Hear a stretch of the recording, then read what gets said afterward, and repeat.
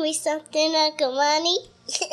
Welcome for another episode of Building Wealth and Mental Health. We have a special guest. She actually works with therapists. So I think she's going to tell you a lot of things specifically about pricing, how to make sure you get the most value out of your company and the business that you're building. So I think the information Tiffany McLain is going to provide is going to be something we can all take home, even if you're not in the mental health space. If you're just a business owner, she's going to provide you things to think about pricing and how you should get the most value out of your services. So welcome. Thank you. I'm glad to be here. So if you don't mind, tell me a little bit about yourself and about who you serve. Yes, my name is Tiffany McLain. As you said, I'm a licensed marriage and family therapist by trade, but I have actually built out a business. It's called Lean In, Make Bank. And there we serve, actually myself, the whole team, we're obsessed with helping therapists build wealth while continuing to increase their capacity for joy, freedom, service, continuing to serve the people that they're passionate about serving. That is what we do. I like that. And it's interesting. We're going to get into your transition, but when did you first think about becoming a mental health professional? What drove you to that field? Interesting. So I've always been pulled to help people in some capacity. I wonder how much that's influenced by being a woman, a person of color. You know, we're pushed in all kind of ways by society to be serving others, caretakers, etc. So even as young as high school, I remembered with our church, I served as a camp counselor for children with foster children, actually. So even then I was pulled to work with folks who seemed to come from struggling backgrounds, traumatized backgrounds. I then went from there, went to grad school, studied psychology, but not even with the plan to go on and become a therapist. I don't even know how much I knew that was an option. It was just a degree I took. I went and dabbled around with actively serving in a restaurant. You know how that is. And eventually my brother said to me, he said, Tiffany, my older brother, what are you doing? Stop messing around. You need to go to grad school. And it clicked. I'm like, all right, yeah, what am I doing? That's actually on some level what I've always wanted to do. And so I went to grad school. I think I was in my late 20s by the time I applied and went that route. How did you decide which grad school? I know that's a tough decision a lot of people have to face. It has significant financial ramifications and, whether a school specializes in this and that. So how did you make your decision which master's program you decided to go to? Yeah, I moved to San Francisco. That's where my brother was living. So I wanted to be close to family. I loved the city. So I knew, okay, I have to be going to grad school in San Francisco because that's where I've come to live. I love it. And then my next consideration, I knew, even though I didn't know how complicated this was at the time, I knew that I wanted to go into private practice on the other side. I thought if I can be in business for myself and I can be helping people, there's no limit to my financial capacity, my financial potential. So I even had a thought of like, what am I really going to learn in grad school? I don't know why I had this thought. I just need the license. So I was like, where can I go to grad school that's affordable? I want to be able to pay for it. And that was my number one. It just so happened, so I went to San Francisco State. It just so happened they had a really good clinical psychology program. They took about 8 to 10 people, and they focused on psychodynamic psychotherapy. So a lot of school modalities are moving to more behavioral models, step 1, step 2, step 3. This program really emphasized that they wanted to understand the unconscious patterns, deeper psychology, the impact of intergenerational trauma, those types of ideas. So I was also, it just so happened, lucky that the school that was affordable also was the one that actually took psychology, human psychology, more seriously and understood that it was complex and nuanced and not just a behavioral 1, 2, 3. So that made my choice easy. So every therapist has to make a decision. Do I want to work with kids? Do I work with adults? What made the decision for you? Interesting. I actually initially thought maybe I would work with kids. I love kids. I'm drawn to working with kids. I even worked in an agency in preparation for grad school. And in grad school, as my internship, I also worked with kids.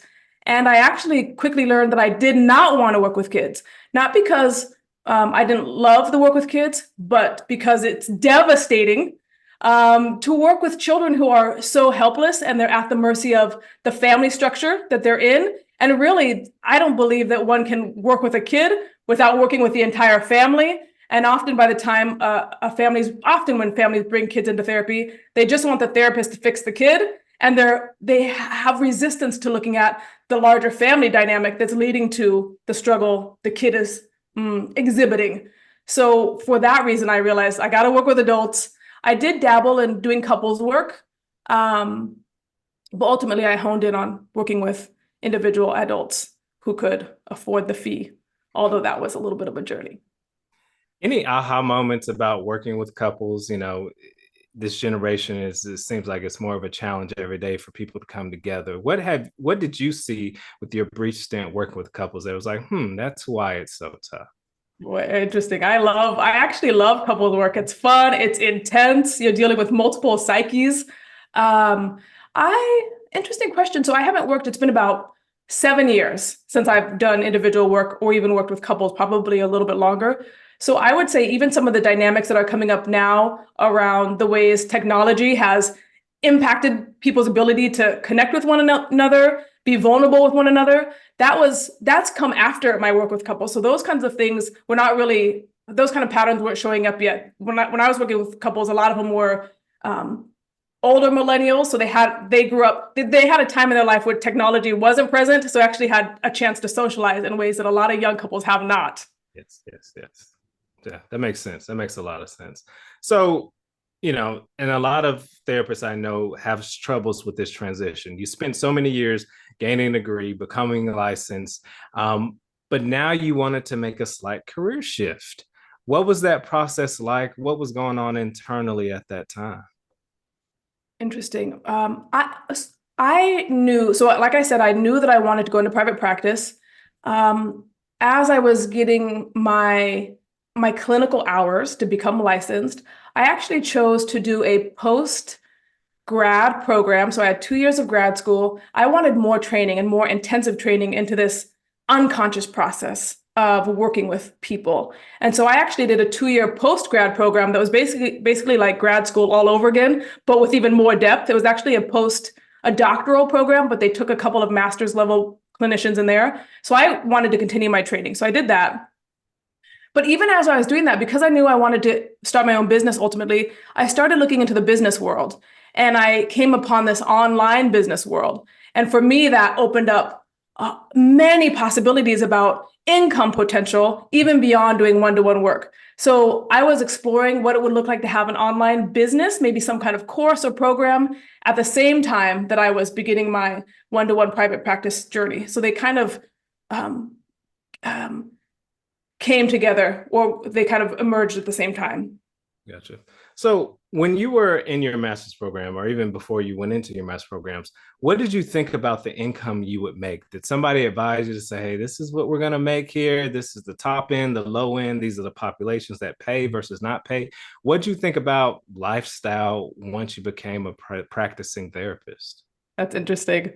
When I applied to San Francisco State, and it was the only school I applied to, I remember even in the interview process, and it was very competitive because they had only a few spots. Even though I knew I wanted to go into private practice ultimately, I somehow had the inclination that I shouldn't say that. I had to go in and say, I just want to serve, social justice, work in nonprofit. Like even then, and I don't know how, I felt a taboo around saying, I really want to go into private practice and help individuals in that capacity. Like it wasn't allowed. And it felt like throughout grad school, it continued to be, the messages were, don't expect to make money in this field. We're not here to make money. We're here to help people. So subtly throughout the whole thing was a message of, you're never going to make money. You're here to serve. And those messages, some part of me was like, nope, that's not my path. But literally all the people, seasoned professionals I looked up to, that was the message. So it was two parts of me, the part that kind of went through holding that message in mind, and the part of me that said, I have to find a different way to do things, because I'm not going to be someone who's doing all this work to be broke on the other end of it. That's not how I want to live. It makes sense. So how do you think about that? So they charge grad students a lot of money. On the other hand, they say you should do this to serve. Is that healthy that they do that? Like, is that realistic? Like, are there people secretly making a lot of money and others aren't? Right. that keeps, so what do you think about that whole process on how they teach just the service and not the, sustaining a lifestyle? Well, I'm going to say something that's maybe a little controversial. That's how I do. Sure. The folks who teach tend to be the folks who are not making a lot of money. The folks who teach are the ones who come back and teach. Teaching doesn't pay well in most grad programs. So often professors are people who love to teach, but also they need to keep dual incomes going. So often they'll have a small private practice where they haven't really studied the business part. They're likely not making much money over there, and they're kind of keeping that up. And then they're over here working their behinds off as professors, also not making very much. So those are the people who are having the biggest income impact on students going through the program. So then those students are seeing their professors struggling and feeling resentful about their economic situation. And so those professors are continuing the message around poverty, scarcity, you're going to be working real hard, you're not going to be making a lot of money. So that's what students get inundated with. And then they go off with that assumption, many of them, and then continue to replicate those patterns by doing agency work, where they're continuing to not make money, being, just work to the bone. And so then they're going back and repeating those stories to the next level of students or therapists coming up. Yeah, I think it's interesting. It's like, going to certain agencies is really taxing on some of the things that you see day in and day out, like the really most traumatized things that human life goes through, you have to see and take in. And then to go home and not have enough to live in a nice apartment, take your kid to the nicest school, that's tough. It's suffering on top of suffering. Right. And that's part of the reason of this right here is to show there are other options. So you are, you were studying how to come in private practice. You were also learning, about private coursework, how to get your message out and sell. What happened next while you were learning these two things? I can say that in my post-grad program, where we were learning about depth psychology, one of the rules, or I don't know, I can't think of the word, but the plans they had in place at that place was every 6 months, they wanted the therapists to address fees with our clients. The clinic we worked at, so it was a grad program that had a lot of training, and you also worked with your clients. They had a sliding fee scale structure that went all the way down to $30 and maybe up to $120. And they wanted you to be paying attention to your clients and making sure they were staying where they were supposed to be on that scale. So if your client comes in paying 30, but then they get a raise or they get a significant life situation and they get more, they want you to be addressing that.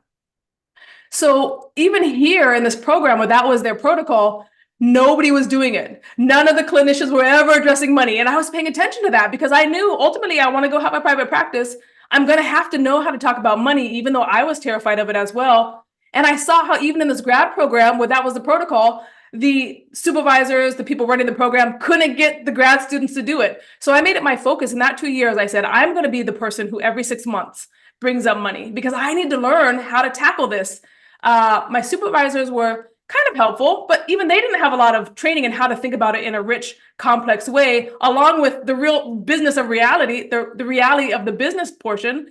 And even that institutions struggled because they needed to have enough income coming in to pay for all of the things that they were doing, but they couldn't address the money even enough to make sure their business was working well. And so I knew even then I have to figure this out. And when I went into thinking about, okay, I want an online business, I want to learn how to do this online marketing thing, my initial thought was maybe I'll start working with therapists around business because that's what I was studying. Oh, let me learn it and teach it. But even more than that, the one thing that nobody was talking about, nobody was able to help with, was this thing around fees. And literally every therapist I talked to at every phase of their professional life, I think there was one therapist, an analyst, who had figured it out. Her fees were phenomenal. She spoke openly about it.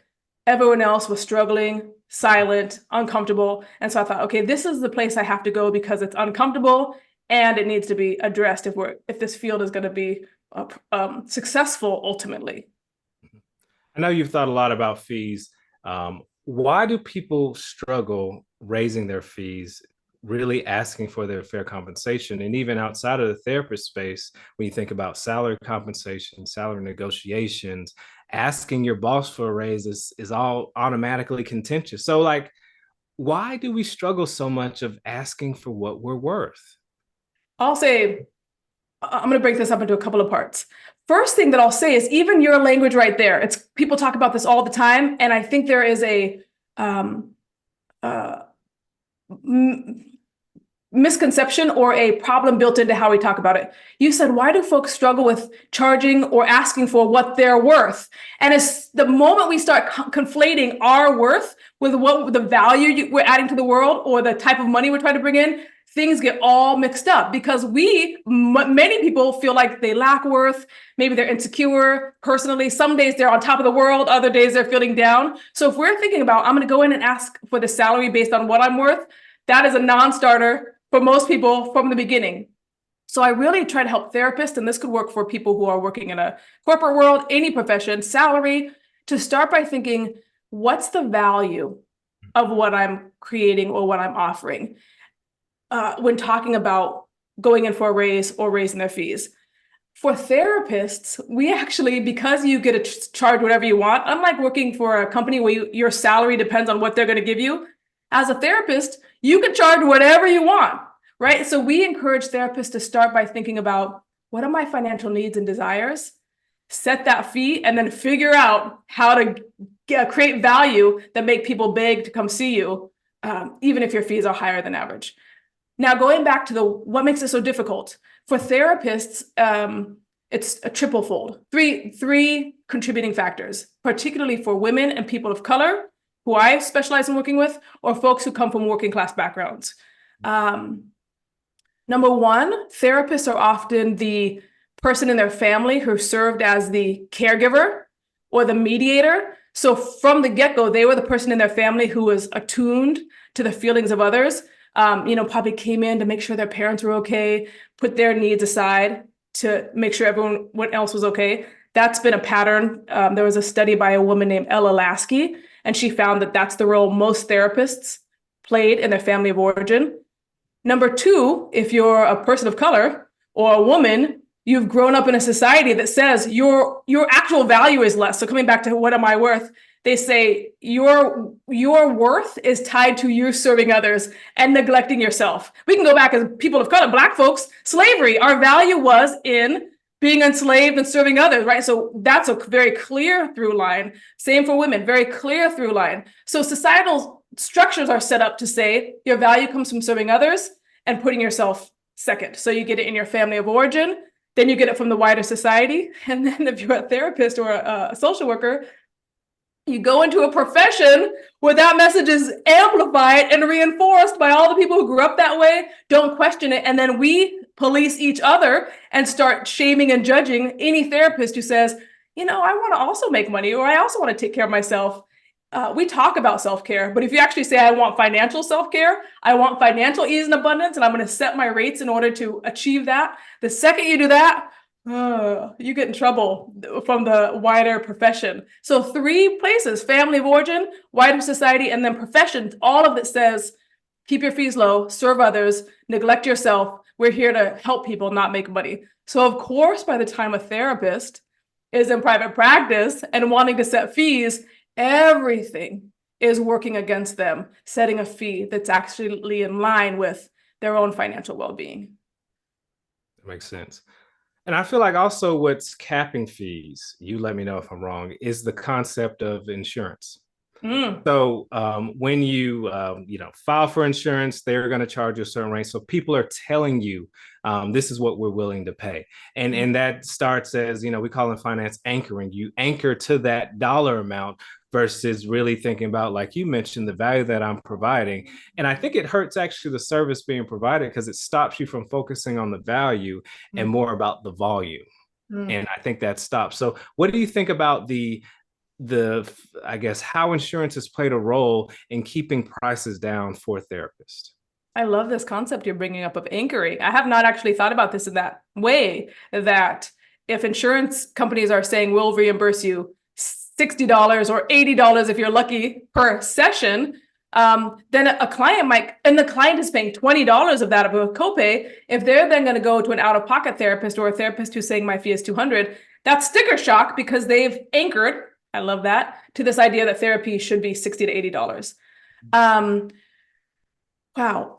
I'm curious. I don't quite know what things were like in the 50s when therapy was male dominated, white male dominated. I don't know how insurance played a role, but I know those therapists were making a lot of money. And there's even an idea today that therapists and psychologists are just rolling in dough. There was a movie, a show, I think it was on HBO recently, about this therapist who got kidnapped by his client. Did you see that show? I see it now. Very good. It was an excellent thriller. And they showed that therapist in his home, and it was this glorious, huge home in like this, urban part of town. And I was like, I don't know any therapist who's making that kind of money these days. And so first thing I can say is people paid a high price for therapy. It was highly valued in the 50s when it was white male dominated. Now, as there are a lot more women in the field and a lot more people of color, of course, as it happens, it starts being devalued. Insurance wants to cut corners everywhere they can. So if a therapist goes the insurance route, and many of them are told that's how you should go, or if you want to build your practice quickly or start a practice, you need to start with insurance, then of course they have a very hard time. The therapist has a very hard time imagining any other way for things to be. And they also work with a clientele who expects to pay $20 for a licensed professional who had 2 to 7 years of education plus licensing, 3,000 hours of licensure after that. They expect to pay $20 for that service. And if a therapist is providing that service for that, $20 copay and maybe a $60 payment from the insurance, they're devaluing their service and devaluing the entire profession. So the question always is a new therapist coming out of school, wanting to go into private practice. How do I find people who want to pay $200 per session, $400 per session? Like, where are these folks and do they actually exist? Because in their mind, they've only been serving in agencies and nonprofits. So it's outside their box of understanding. So where are these people? I'll say a couple of things about this. It's impossible to find something that you don't believe exists, number one. Number two, many therapists are upwardly mobile. So they come from working class backgrounds or middle class backgrounds where they could never imagine paying $200 or $400 for therapy. So they're surrounded by, most likely, people who also could never imagine paying $200 or $400 for therapy. So their entire world, they have a cognitive bias towards nobody's going to pay that, and everything in their environment confirms that belief. So it's really hard for them to believe otherwise. In our program, when we work with therapists, we actually have to start by doing the internal work first before they can even begin to imagine or look over here and see, oh, there's an entirely other world over here. That's the first piece of this. There's 3 parts. The second part is therapists, I think a lot of people too, from working class backgrounds who have only ever made a certain income, we have all kinds of internal beliefs about what it means to have wealth, negative judgments. If you come from a Christian background, blessed are the meek, right? The rich man, easier for him to go through the eye of a camel to, the verse, easier for a camel to go through the eye of a needle than for that rich man to enter the kingdom of heaven. So we're conflicted about both serving wealthy people, what kind of people those are. I want to help people who don't have money. Why would I help somebody who already has money on the one hand? On the other hand, there's also insecurity. Am I good enough to serve this person? What are they going to think of me? What if they see my 2015 Honda parked out on the lot? So it's both a denigration of the wealth and an envy and desire for. So all those feelings, if you haven't done your work, are going to come out the moment you're sitting across from someone who can pay you $200 per session. Finally, in reality, so if you get through all those things and you're ready to actually go charge $200 or $400 per session, many people who work for corporations, unlike therapists and nonprofits, for example, they have a PPO insurance. That means their insurance is paying 50 to 80% of their payment. Those people are not actually paying $200. I actually pay for my personal therapy twice a week. I go to an analyst. Her fee is $325 per session. I pay out of pocket that money, but I have access to PPO insurance. So maybe after the first month or two, I might be paying $80 per session. After October, because I go so often, I'm paying $25 per session. So these folks who are saying I have to serve on insurance, no one can afford 200 or 400. The reality is many people who have corporate jobs have access to resources, and they can use that. They can be paying 50 or 150, and that therapist is getting 350 or 400 per session. Yeah, that's what I've been learning through this work, is that it's understanding the market itself. So in your case, can you build a relationship with the company so you can be like an endorsed provider or part of a PPO plan? Are you part of a school system where they need to do certain amount of assessments, who can afford it, who need somebody who understands their clientele and can work with them and be flexible? But I think it takes a level of creativity and to be in the know. What I've observed is you kind of need to know the right people to be in the right places. Can you speak on, let's talk about somebody who's just got their graduate or doctoral program. Like, how do you meet the right people to tell you the right things to make the most money? Because it is kind of like a whisper, rumor mill industry that you work in. Or they can come to us and we'll be a yelling. We don't like to keep any secrets. We want women and people of color to have the secrets that other folks have had for generations. So we're not whispering over here. And to your point, the very first module, so when we're working with our therapist, the very first whole module is all about building a community of people who are going to encourage and challenge you to play bigger. The thing with therapists is that many therapists, of course, come from trauma. That's why they want to go in and help other people. So they have all kinds of relational issues and attachment issues that if they remain unaddressed, they're not actually going to go out and be able to mingle, get to know, find mentors who are encouraging them to live a different way. If you see a therapist charging $600 per hour and you feel envious and spiteful and frustrated and have judgments about how that person's greedy, you can't then go and learn from that person. So you actually have to start by paying attention to your own thoughts and feelings, getting support with getting reframes and support around how you relate to people who have experienced success. Once you do that, you can actually then start going out. And it's pretty simple once you do that to start finding people who've actually done it and follow in their footsteps, or set up a consultation. Even if someone charges $200 per session and you want to know how they did it, invest $200 for 1 hour of their time to pick their brain. Start by paying to play. And if you're like, $200 is a lot, look, man, look, folks, if that's where you want to go, you need to start by seeing what it feels like to pay that money to learn from somebody who has done all that work to get to that point. Yeah, I think that's interesting. So we think about a therapist in our, relationships. We think about a therapist to handle our emotions, but rarely do we think about a therapist to handle our economic situation, building wealth, and our vocation, what we do for a living. And we do need help in that space. Like, how did you realize that that's a problem for folks? I had it, right? The student becomes the master. I struggled with all those things. I struggled with, with my caseload. I had at San Francisco State, they start you out with your first clients or patients within 2 or 3 weeks of starting the program. I had folks who I started with at that program with people who were charging $10. We were charging them maybe $5 or $10 an hour, and then kept those people with me. They were able to come with me through various stages. I might have worked with some people 8 to 10 years who went from paying $10 per session to maybe $150 per session. But that required me to grow.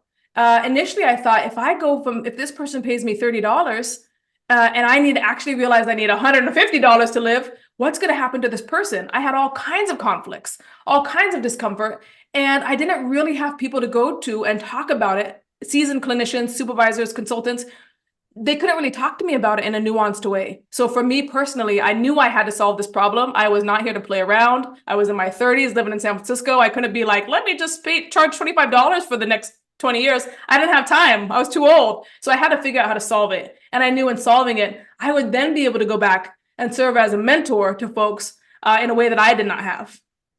What about people who have this sticking point? They say, hey, I want to serve the less fortunate. Those who have less means, who can't naturally afford it. But like you said, I want to live indoors, eat good food. Like, how do you balance that thought process that a therapist may have? I had my first inclination. I won't say. I was initially going to say you can't have it both ways, but that's not exactly true. It's an order of operations question. We hear this all the time. The Virgin America airline song: "You got to put your mask on first before you offer assistance." I think it's absolutely possible to be someone who sets oneself up for financial success and ease and takes care of others, but not at the same time. There are folks who can do it at the same time, and I'm seeing this more and more to my surprise. It looks like they're just doing it all, working for an agency, have a nice house. Those folks got money either from a spouse or a family, and those are the things we don't talk about. I have been surprised to talk to friends recently, and I find out, oh, their parents give them tens of thousands of dollars a year. This is a world I'm like, what? So I've been comparing myself all the time to people who have generational wealth, whether that's $10,000 or maybe they have $200,000 given to them on a one-off. So first of all, a therapist, person with a salary asking for a raise, whoever it is, we can't compare ourselves to the people we see because we literally have no idea what's happening in their financial world. If you want to be someone who can take care of oneself, have a nice house, live a life of ease and joy, and serve, I would say make sure you're able to set yourself up, you're safe, your retirement's taken care of, your student loans are taken care of. And if you really want to serve, then that will motivate you to hurry up and get yourself set up so then you can make some space. That's number one. Number two, a therapist does not have to give back by virtue of their practice. So many therapists say we have to offer a sliding scale because we have to give back. I love it, but do not give, it's not a requirement to give back with your livelihood, right? Have a livelihood, have a profession that you're making good money for because you worked hard for it, and then go volunteer if that's what you want to do. Put aside your time over here, maybe invest in a charity, whatever that looks like for you, but it doesn't have to be taken out of your livelihood. Yeah, I think that's right. There's a balance. You can't have it all at once. I think those are valid points. And it could be, like you said, the socialization, going to grad school, and even if you go to your doctor program of you're not supposed to make money, that probably weans into their head along with let's say upbringing. And I think you brought a valid point. People who have masters and doctorate, a lot of times their parents had masters and doctorate. So like I say, you're comparing yourself to somebody else. That's not fair. And yeah, marrying rich helps in a lot of different ways. So what do you think is next for you? Like what type of programs do you see yourself wanting to roll out? And please provide, the programs, a little bit more details of the programs you provide today.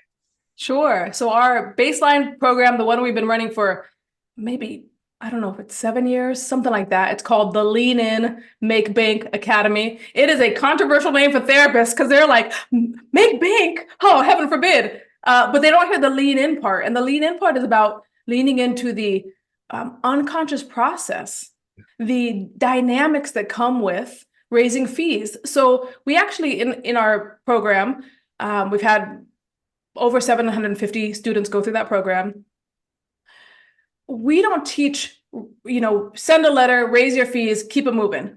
We actually teach how to be present with your client and make fee raising a clinical intervention. So if you have a client, let me think of an example, who's paying you $100 per session and has for the past 5 years, and you realize you actually need to be charging $200.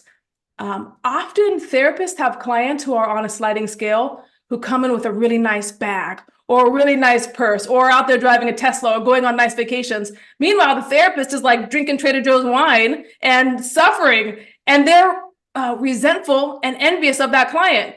That's the therapist's problem. That's not the client's problem. So the therapist needs to get clearer boundaries, understand the unconscious dynamics, understand the ways they may be playing out codependent interactions with their clients. So actually saying to a client who says, I don't know if I can pay $200 per session, saying something like, well, I do notice, again, we're not going to recommend this, it depends on the situation, but if it's clinically relevant to say, I hear you saying that. I also know that you pay $500 a month for your child's horse riding lessons. Let's think about where we're putting our value, right? But that can't happen until the therapist has done their own work, their own internal unconscious work around their relationship to money, their relationship to boundaries, and their relationship to their clients. So that's what we do in the Lean In Make Bank Academy. We've recently rolled out a next level program for graduates of that. That program is called SWAN, which is about strategic wealth and accountability for premium fee therapists. So it's a network of premium fee therapists. And we're really helping those therapists continue to refine their relationship to their businesses, marketing, building wealth, and figuring out what they want to do next in terms of scaling their business. So that's a program we're just playing with, rolling out, really fun, much more flexible than the initial program. But folks have to go through our program LIM so they can really understand a mindset, have a different way of thinking, and then we may welcome them into our next level. Yeah, that's interesting. I had to go through that as well. It's, I would see clients spend $2,000 on eating out, and I compare that to my fee, and I'm like, well, there's something off. Yes. And I have two questions. One of the questions is, what do you think about clients who, let's say, push back? Let's say they pay $100 for a therapy session, and you think it's fair and they can afford $200, and they say, no, that's not happening. What do you think about that client as far as, I don't know how to say this, how effective the therapy sessions are for them because they're quote unquote not valuing? Is that a thing? I'm going to think about how to go into this the most thoughtfully. People do value what they pay for. We know that. Therapists also, you can either rise to the level of your fee or you can lower yourself to the level of your fee, depending on, and it's not about the concrete number, like $100 per session might be fabulous for somebody. Whereas $200 per session for somebody might be barely making it by for that therapist, client too. So we have to, again, taking stock of someone's real economic situation. But something, a particular dynamic, for example, that may come up is you might have a female client who's married to a rich husband, let's say. Maybe she came from poverty. She's married to a rich husband now, all kind of gender stereotypes, making stuff up. She might come into the session and be like, I can only pay $50 per session, because that's her internal world. That's her, that's where she's cognitively set financially. She might be working with another woman therapist who's also like, yeah, $50. And in some way they're colluding around poverty, being a victim, being vulnerable. And also those are real dynamics that may be playing out in this power relationship with the husband. However, if that therapist goes through Lean In Make Bank and is like, wait a minute, I actually need to take care of myself. I'm a single mom. I have a kid. I can't be earning $50 per session. She goes in and says, my fee is now $200. That female client might feel betrayed, hurt, misunderstood. You don't understand the power dynamic here. If I go to my husband and I have to ask for more money. Those are really interesting clinical dynamics to get into. That spouse, that wife client could really grow if she actually faced those dynamics. By colluding at the $50, we're often actually keeping ourselves small and we're keeping our clients small. Versus if that therapist says, look, I know that you can pay $200 per session. It's got to, again, she wouldn't say it in this way. It depends on the dynamic, but can hold, this woman has some things to work out with her spouse. Money is a big part. We're going to really look at that together at $200 per session. We're going to really start going into the difficult parts of your internal world and what's happening in your marriage. We're not going to play it out here too. We're going to really show up, do this work together, and it's going to require you to do tough things in this marriage. That might even mean this marriage is not going to work. We don't know, but we're not going to keep our $50 collusion session, victim stance, helplessness. We're going to actually step into our power and figure out what that means. That's what a therapist owning their fee allows them to actually do better clinical work with their clients. It almost implies that sometimes your client can't grow until you grow at some level. Not even almost, Avery, that's exactly right. Therapists, if they're keeping their fees low, are often limiting the growth of their own clients, not financially, but psychically. Yeah, that's big. Right. That's humongous. I like that. So now let's talk about scaling. This is another problem. If you decide to be a business owner and you want to expand the company beyond what you can individually service, you can bring on a therapist, but that has its own set problems. You have to set up fee splits. You have to set up, maybe a standard of care, all those things. Speak about some of the problems people have scaling to that level. This is interesting. It's tough. Actually, this is why I didn't continue doing one-to-one work. Again, being a late bloomer in life financially, living in an extremely expensive city, even if I charge 500, even if I charged 1,000 per session, that would get me nowhere near the basic standard of life. Here's a reality. We have 2 kids. Our youngest son is just going to kindergarten. We're having him go to private school because the public schools are not great around here. Actually, some of them are great, but we wanted something different for him. The public school average, just the standard public school is $43,000 a year. 43,000. We make good money. I mean, compared to where I grew up, we make good money. Even with that, we got almost half off. So we're poor people in this city that we live in, which just goes to show, like, even if I'm charging 1,000 per session, I can't make enough unless I want to be working a ton. I don't want to be working. I don't want to be trading dollars per hour. So I had to make a choice around, how do I actually serve people and make money financially? And it can't be one-to-one. That being said, if a therapist is in many cities, most cities in the US, and you're charging $300 per session, you could see 12 people and be just doing phenomenally. You probably don't need to scale. You don't need to grow your practice. You don't need to bring people under. You could probably just be okay, right? The problem is many therapists charge $60 or $80 per session, even $100 per session, and you literally can't see enough people and do enough quality of care to actually take care of themselves.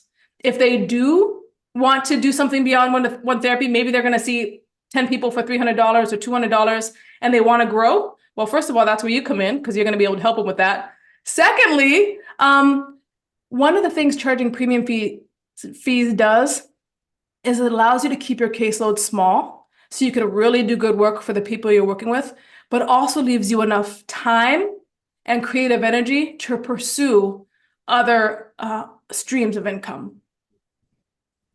I think that's important. You have to pause and be creative, I believe, in your business, or even if you're working a job or career, there has to be time where you sit back and say, can I do this better? Are there other things that I can do? What other ambitions inside of me? But if you're worked to the bone, all you do is go home and watch TV and Netflix. Be right. Exactly right. Spot on. So for you, either it's through your life experiences or seeing other therapists, do you have any financial tips that you've picked up along the years to say, hey, therapists need to think about this, or I've done this and I think can work for other people?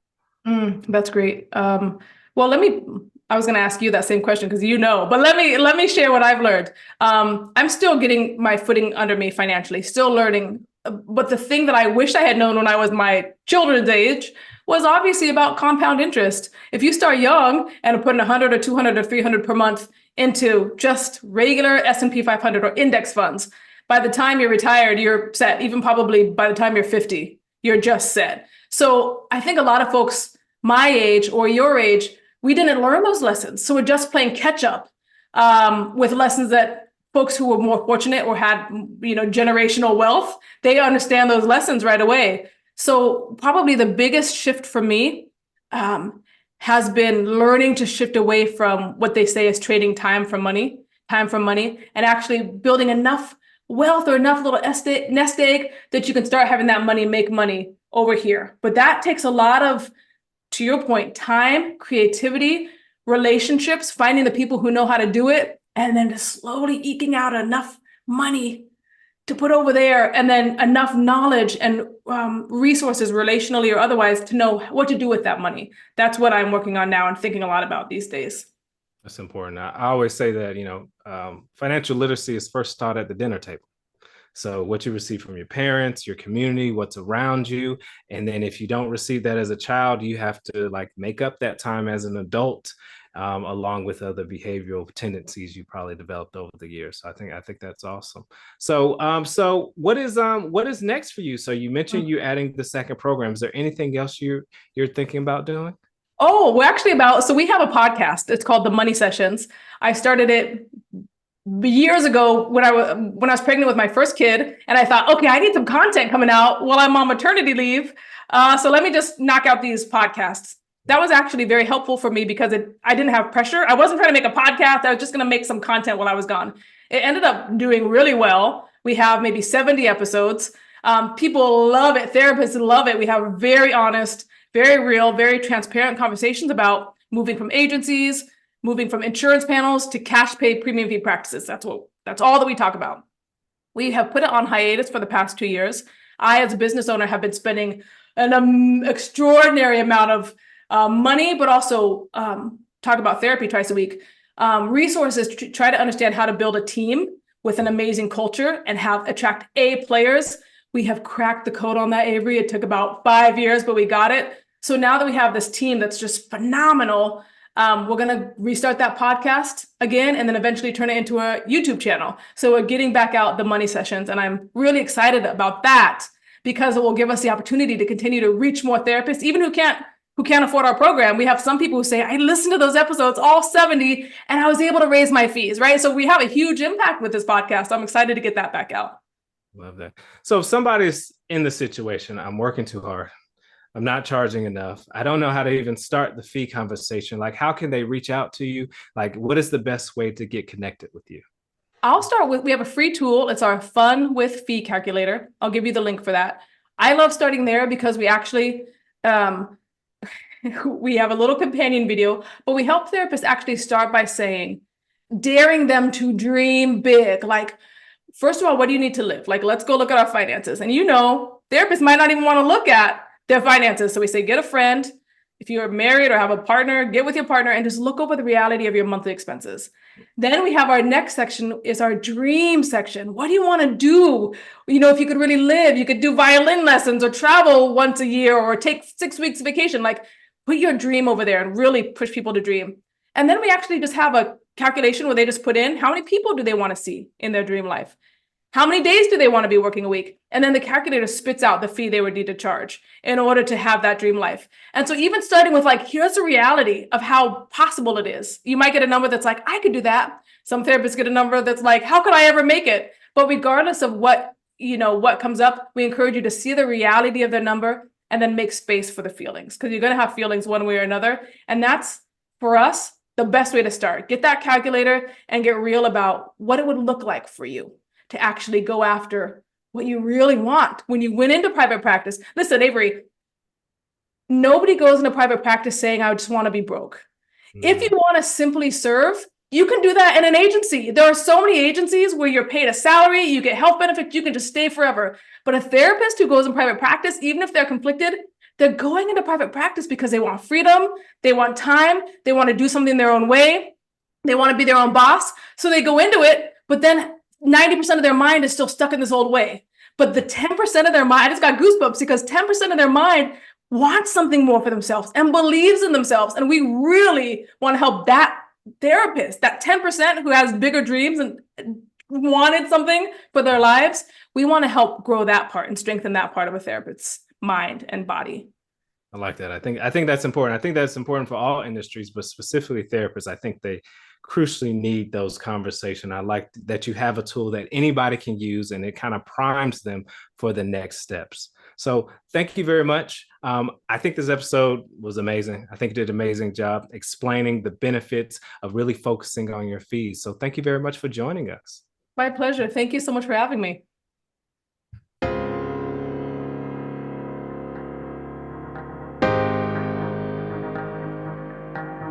The more I know, the more money I can make.